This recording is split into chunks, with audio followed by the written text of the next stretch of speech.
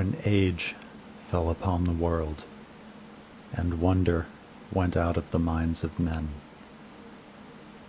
when gray cities reared to smoky skies tall towers, grim and ugly, in whose shadow none might dream of the sun or of spring's flowering meads, when learning stripped earth of her mantle of beauty, and poets sang no more save of twisted phantoms seen with bleared and inward-looking eyes. When these things had come to pass, and childish hopes had gone away forever, there was a man who traveled out of life on a quest into the spaces whither the world's dreams had fled. Of the name and abode of this man but little is written, for they were of the waking world only, yet it is said that both were obscure.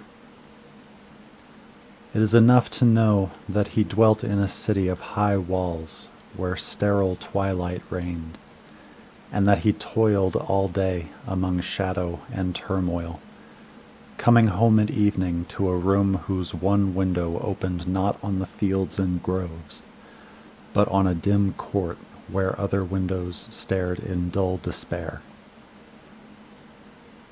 From that casement one might see only walls and windows, except sometimes when one leaned far out and peered aloft at the small stars that passed.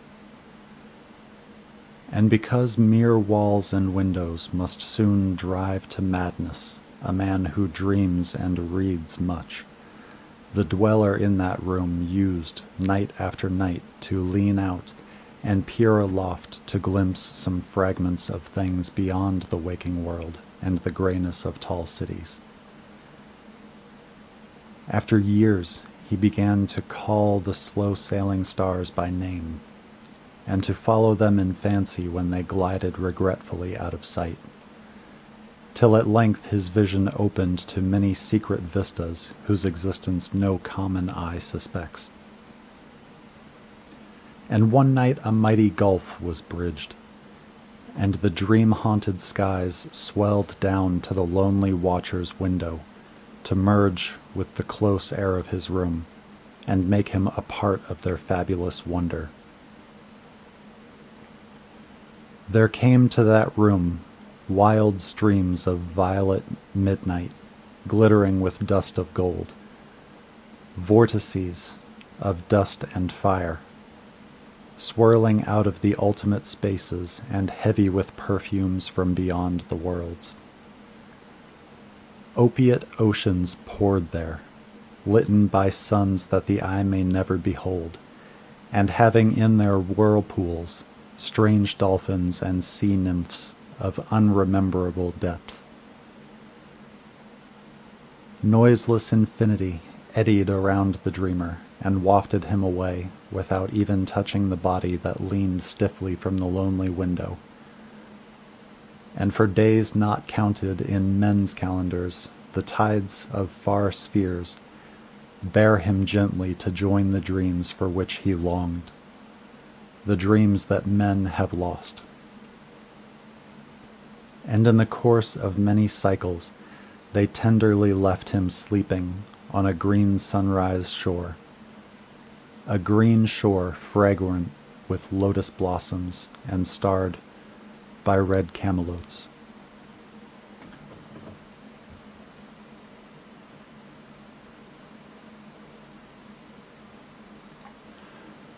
So normally this is where I would end the video. I try to stick to the material, but this piece that I've just read is extremely short, and it doesn't really tell us much about Azathoth, so I thought this would be a good time to go beyond just reading what is on the page. The bit that I just read is part of the Cthulhu Mythos, but it's just a piece of a novel that Lovecraft never had the chance to finish or even expand upon. So who or what is Azathoth? I'm going to partially answer that question without stepping on the toes of any of the stories that are going to be coming in the future. We will eventually get more information about him, so I'm just going to quickly cover the basics right now. Azathoth has a lot of nicknames, including the Blind Idiot God, the Nuclear Chaos, and the Deep Dark, among others. According to the mythos, Azathoth is an extremely powerful god that rules the universe, and he's the parent of all the other evil gods that we've covered in the series so far, as well as others that are going to be covered in future videos. Despite being the supposed ruler of the universe, he is kept in a state of eternal sleep. I've found some bits of lore online that say all of reality is Azathoth's dream, and that's why he must be kept asleep, because everything would immediately blink out of existence if he were to wake up. While I think that's a cool concept, and I could be wrong here, it doesn't seem to be based on anything Lovecraft himself wrote with any kind of clarity.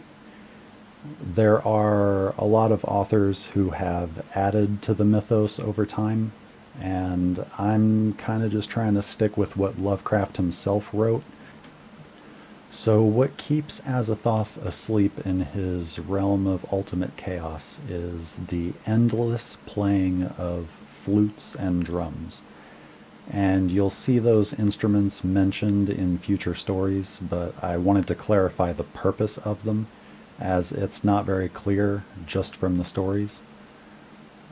Unfortunately, sticking to what Lovecraft wrote means that we're left with an incomplete story, because he died before he could finish it, and this is basically the most complete explanation I can give of this particular god. Other stories that will be uploaded in the future will give a bit more information about Azathoth, his realm, his worshippers, etc. But for now, any remaining questions will have to go unanswered.